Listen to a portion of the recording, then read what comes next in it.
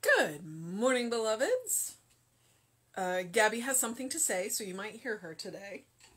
I don't know what she's talking about, but she's talking. And it's my mother's birthday. Fortunately, I texted her when I was on my way to the gym this morning, so I did remember that it was my mother's birthday. So occasionally you want to feel sorry for the woman that gave birth to me, because I was an easy child, but not an easy child. Because I was an extraordinarily intelligent child, which meant that while I didn't get into the usual trouble, I asked all of the questions that made parents go, "Are you kidding me?" So, payback. All right. I am God's mind made visible. And again, we're not doing Bible quotes this month. We are doing Emerson this month. The life of the soul is in conscious union with the infinite shall be for thee the only real existence. I live in God, the one mind, the one principle, and the one truth. Body, world, and material conditions are secondary to my consciousness, which is forever active in God's mind.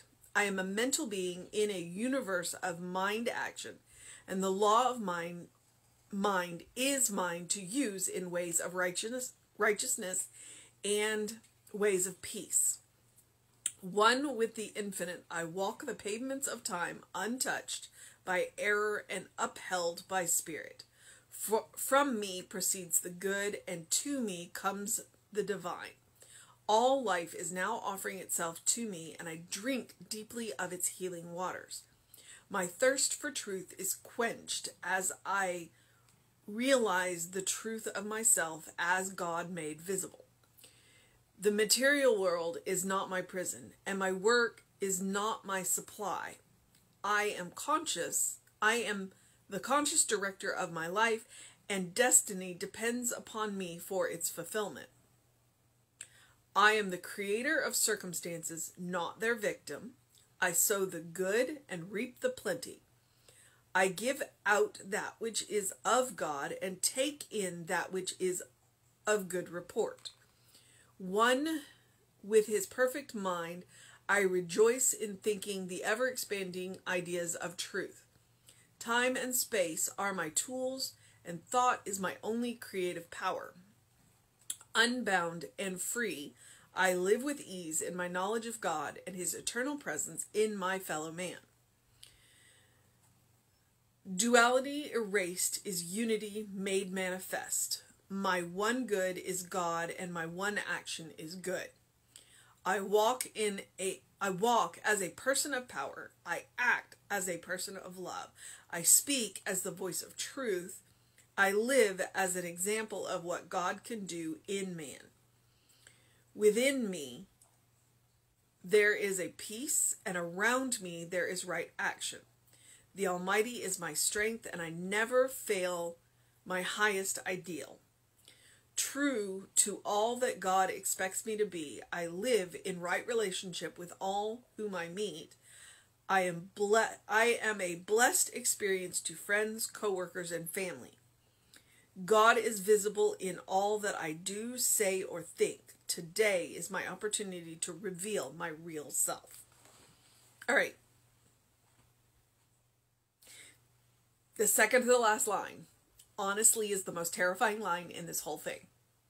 God is visible in all I do, say, or think. Because that is the truth. You are an expression of the divine. You are an expression of God. You are a walking, talking, living, breathing expression of spirit. So that means that everything you do, everything you say, everything you do, say, and think is God made visible. You are showing people your God every time you open your mouth, every time you do something, every time that you are showing You are showing your God. And does that make you stop and go, oh, I haven't been showing my best God? Because he says it in here. He says, my highest, I never fail my highest ideal. And how many of us don't feel like we've been living up to our highest ideal? Now, okay, that leads into some screwy notions of what success is and all of that. It really does. Because all God asks you to be is authentically you. It doesn't mean you have to go out and change the world. It doesn't mean you have to go and cure cancer. It means you have to be authentically you. But everything you do and say and think is you making God visible. And that's it goes back to that, I hope you get what you deserve. If that phrase terrifies you, maybe you want to go back and look at how you're living your life. And if that phrase goes, yes, then you're probably doing pretty good. So if everything you do, say, and think is you making God visible, how does that make you feel? And if it terrifies you, then maybe you want to go back and look at what you're doing, saying, and thinking. And that's where Ernest would say, go back to your consciousness. The reason why we are called practitioners, Science of Mind ministers are practitioners first. The reason we are called practitioners is because we practice. Because practice makes permanent. So we practice that, knowing that we are making God visible by what we say, by what we think, by what we do, by how we live and move and have our being in this world. We're making God visible. And what I hope is that when you meet me, you want to know my God. That's my goal, which is why I do my spiritual work every day. I do my treatment work. I do this is spiritual work, so it's like, I am making God visible. Do you want to know my God? Do you want to know my God? And I'm hoping that I say it's terrifying, but it's terrifying in that I hadn't thought about it on that level, but I'm excited about it because 99.8% of the time, I'm pretty happy with the God that I'm making visible. And then there's that 0.02% of the time that I'm going, I could have done a better job there. So, but that's the point of practice. So, the title is, I am God's mind made visible. I am God's mind made visible. We are God's mind made visible. We are the manifestation of. And that's one of the reasons why when you're doing healing work, I remind you to go back and look at God's idea of who you are. Not your idea of who you are. Not society's idea, not culture's idea, not religion's idea of who you are. Go back to God's idea. Because God is love. Therefore, God's idea of you is love. So, Emerson says, the life of the soul in conscious union with the infinite shall be for thee the only real existence. It's about making that conscious choice to be that visible mind, to be that visible divine presence. So I live in God, the one mind, the one principle, and the one truth. Body, world, and material conditions are secondary to my consciousness, which means my focus is on the divine. Because if I'm focused on the divine, if I am focused on the qualities of God, the body, the world, the material conditions will fall in line behind that. Like, I don't have to work on those if I'm focused on the divine, because if I'm focused on the divine, then I'm using that power correctly, and that other stuff will naturally correct itself. So they're secondary to my consciousness, which is forever active in God's mind. The mind you are using is God's mind. Are you using it to the best of your ability? I am a mental being in a universe of mind action, and the law of mind mind is mine to use in ways of righteousness and ways of peace. Righteousness and ways of peace. What does righteousness mean? Because a whole lot of people have got some really funny ideas about what righteousness means. Righteous means right. Right action. What is right action? Let's start with what God is. Love. Love, peace, harmony, creativity, joy, happiness. That's what we mean by righteousness. If in any way our righteousness makes somebody feel bad, then we're not doing righteousness. Because righteousness should be inviting. You want right action to invite people to know your God better. To know your God of love. Okay, that is science of mind. There are other religions that have different ideas. So let me put that caveat on there. This is what we believe. This is the God that I believe in. I believe in a God of love. All right. So, one with the infinite, I walk the pavements of time untouched by error and upheld by spirit. Ooh, I wish I could say that. I make mistakes. I do make mistakes. But when I make mistakes, then I know that I make amends, but I also do better the next time. I learn from my mistakes. And if I can learn from my mistakes, did I really make a mistake? I just won't do it again. Unless I'm being hard-headed about it. From me proceeds the good, and to me comes the divine. From us proceeds the good, because God comes through us. And to us comes the divine, because we're made of that divine substance. That's all that's coming to us is divine. All of life is now offering itself to me, and I drink deeply of its healing waters. When we are conscious of the divine, then it's not that God comes to us more fully, but we are more fully experiencing that God. It's like suddenly we recognize the banquet that is spread before us and understand that we can partake of it. And that in and of itself is healing when we realize that all of life is for us. All of life is for us.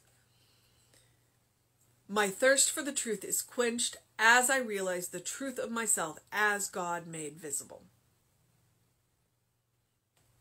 Am I showing the God that I believe in? Because that's the truth. I am showing you with every action, every thought, every word, the God that I believe in. The material world is not my prison. The material world is not our prison. And our work is not our supply. I'm going to have to think about that one. The material world is not our prison, okay? Because it is a banquet of life spread out before us to partake of, to enjoy, to be stewards of, which means we are responsible for taking care of it. My work is not my supply. I'm going to have to think about that one. My work is not my supply. No, because my supply comes from God. Okay. But the work that I do enjoy, I hope. I do. I love what I do.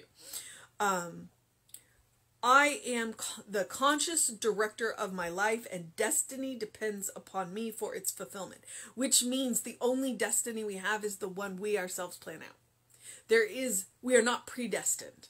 We are not predestined. There is no grand plan that we have to go this way.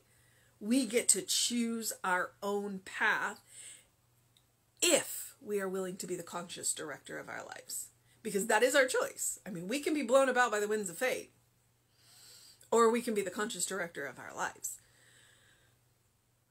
I am the creator of the circumstances, not their victim. Okay, now that can fall a little hard on the ears because I understand that we are in relationships. So we are creators of our circumstances. We are also co-creators of our circumstances with other people. But the end of that sentence is really the important part. We're not their victims. We are not victims of our circumstances. We may be in unpleasant circumstances, But if we recognize that we are co-creators, we have the power to change them. We do not have to be victimized by them. I sow the good and reap the plenty. I give out that which is of God and take in that which is of good report. I give out that which is of God. Again, we are God made visible.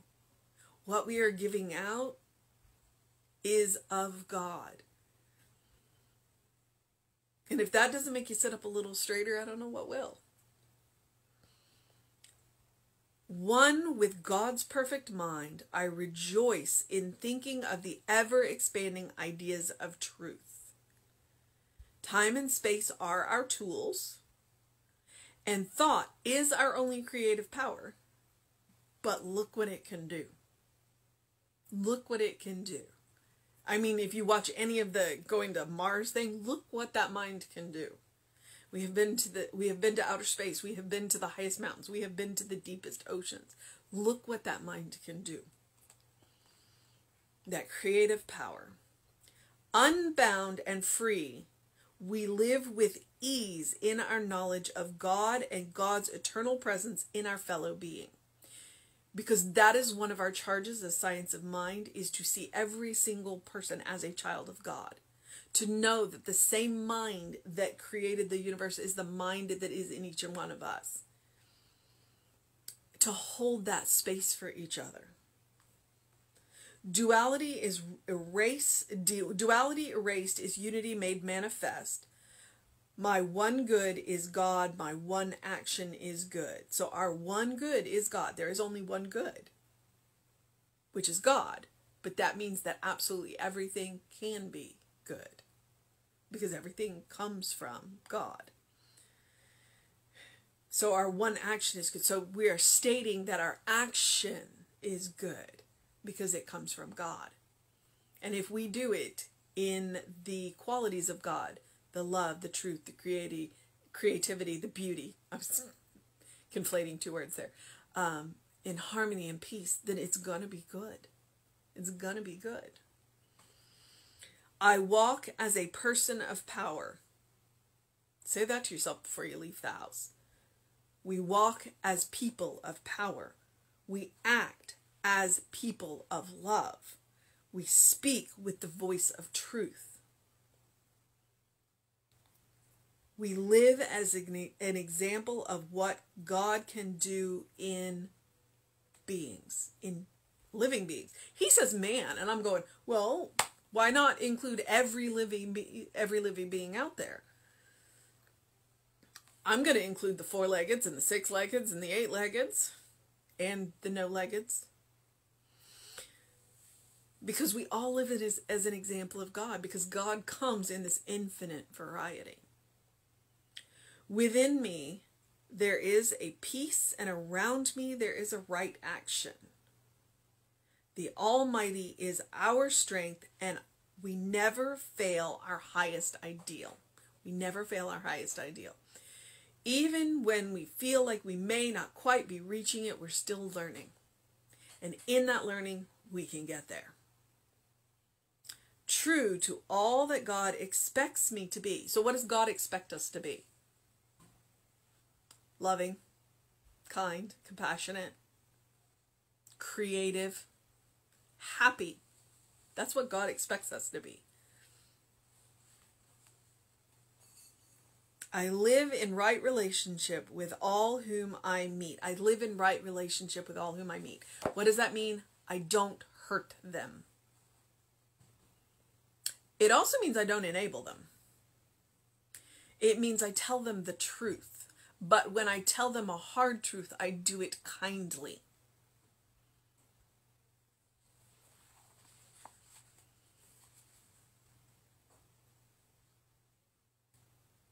I think it's the Dalai Lama that says, you may not be able to hurt every animal that you come across, but at least don't hurt them. You may not be able to help every animal that you come across, but at least don't hurt them. Same goes for people.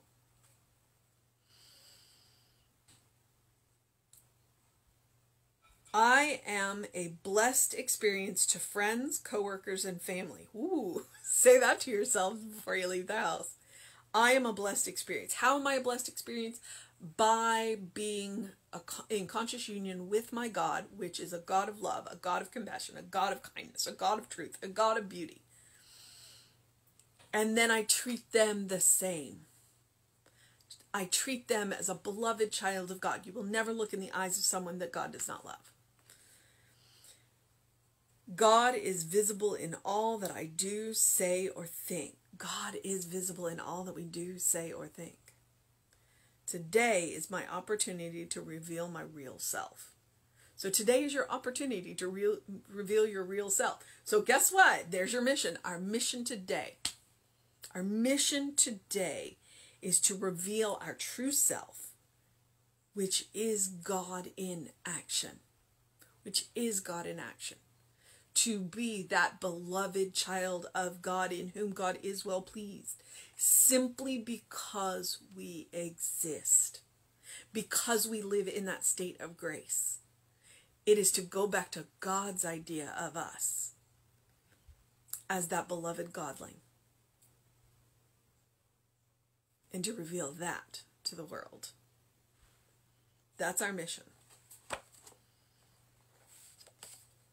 So, I'm going to encourage you to do something loving for yourself, do something kind for yourself, do something compassionate for yourself. Whatever that looks like. Because you are a beloved child of God.